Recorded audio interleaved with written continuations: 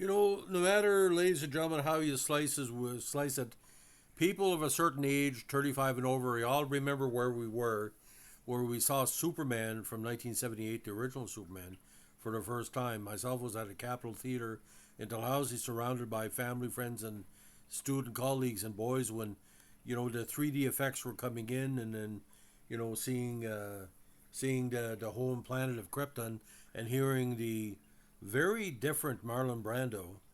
Uh, Mario Puzo wrote the screenplay for this, so that was the connection to The Godfather. You're watching the movie, and we saw the 152-minute version, not the extended cut, of course, or the 128.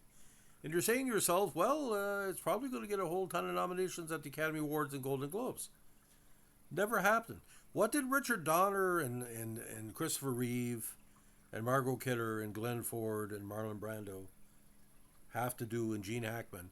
Could have been a ton of Best Acting and Best Supporting Actor awards. Brando, Glenn Ford, especially his death scene, which is one of the greatest death scenes of all time. Tremendous performance. Gene Hackman as Lex Luthor, chewing up scenery. What did he have to do? So here's the deal, ladies and gentlemen. There's been extended versions I've been shown of the movie through the years, 182 minutes, 188 minutes, but the original cut had enough in it to be at least nominated for Best Picture. Of course, the music by John Williams is tremendous, but very little recognition for this, the cinematography, very little recognition for the editing of the movie. And Richard Donner said, what else do you have to do? Screenplay was tremendous. It only ended up with four Academy Award nominations. That Best Film Editing, which could not be done without the great cinematography. Best Original Score, obviously, didn't win, of course. And Best Sound, all three nominated. It didn't win the Best Special Effects Special Achievement Award. Now, the BAFTAs were a little bit different. It recognized the cinematography, the production design, and but at the Globes only got a Best Original Score nomination. So 1978, you're saying to yourself, ladies and gentlemen, what kicked them out of the major categories? Well, Coming Home, Deer Hunter, Midnight Express, Heaven Can Wait, and An Unmarried Woman. Well, Unmarried Woman and Midnight Express shouldn't maybe got the best movie nomination. Again, Interiors, Woody Allen, Alan Parker, maybe Donner couldn't get a nomination, but you look at Best Actor. You got Gary Busey, okay performance, but compared to Christopher Reeve playing Superman, and Laurence Olivier, who had been nominated several times before. So when the nominations came out, even the Globe and Mail caught on. What the hell is going on?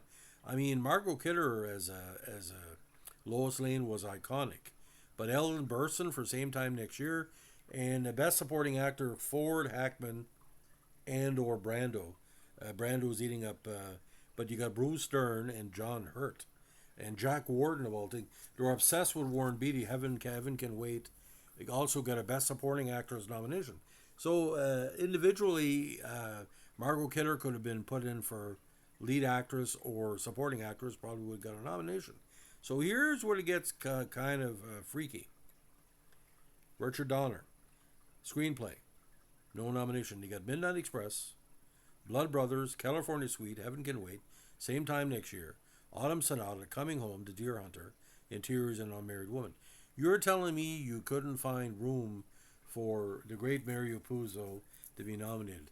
And again, we're watching, and it was sort of like, we had Star Wars last year. Ladies and gentlemen, Superman is so iconic as a comic book movie. All the other comic book movies that have followed, you look at the Marvel and DC, they all owe everything to Superman. Perfect casting. Even Jackie Cooper is Perry White. You look at the casting of Jimmy Olsen. You look at the special effects, and there's kind of a British style to it. We all know the behind the scenes machinations with how Richard Donner got fired and the problem with the Huskines, but you got to figure it out, ladies and gentlemen. What exactly did Superman need to do to get all these nominations? Now, ironically, even had multiple cameos. Larry Hagan had a cameo in Rex Reed, which is a very ironic scene where he's trying to avoid Lois Lane, talking about You know, but the just the General Zod, Susanna York, you got Mark McClure, you got Terrence Stamp as General Zod. Where's his nomination? He chews up scenery in maybe the 5 minutes he's there, and it sets it up like you're watching it and said to yourself, "It's not going to end with this movie." Maybe that was the problem. Maybe they felt it didn't need to be nominated because there was going to be a part two or part three. But I mean, everything in the first 15 minutes is iconic and epic. And once you see the young Superman and Glenn Ford as a parent, and you had everything in this movie. You had product placement, you had basically, not say dark comedy, but kind of in jokes where Superman is asked by Lois what's her favorite color. He says pink, because people in the crowd might be thinking, "Oh, this guy's a fruit," but he's probably saying, "I like pink because it gets me more women." But the scenery and the very special effects work so good. So I want you to do this for me, ladies and gentlemen. If you can get a copy, if you have a copy on DVD or a copy on a streaming service of original Superman, it's on Hollywood Suite in Canada. I think it's 148 minute or 152 minute. Look at it and say to yourself, what is it that this movie did not lead to a cinematography nomination, a screenplay nomination, best actor, best actress, best supporting actor, best supporting actress, cinematography, everything else. And why did John Williams lose that year? And Williams, of course, doing Star Wars, but the music is the movie. It's up on the screen, say like Robert Evans. Now, one thing about Superman, this is kind of freaky, and maybe a lot of people don't know that. I think Marlon Brando was paid millions, which was maybe equal to $30 million now or $20 million. 55 million for the movie, 300 million in the box office, but it's done much more than that later on. Now, it had a Christmas release in the States and the UK. And what was kind of ironic, ladies and gentlemen, this was a dual distribution. Columbia, EMI Warner, and Warner Brothers distributed the movie. And the product placement extended to cereal and boxes and comic books and stuff like that. Superman as a character, not say was pretty well dead in the comics, but was kind of redundant. He was kind of taken away. And this led, of course, to Batman coming along 11 years later because it rejigged Batman, the Frank Miller style, the Michael Keaton character. So, ladies and gentlemen, I want you, if you're a certain age over 50, just have a cup of tea and saying, what is Jeffrey saying here? The Oscars in the 1970s were foolish. They over-recognize certain movies and under-recognize others. This is the most under-recognized movie in history in relation to awards. To me, it's the best film of 1978.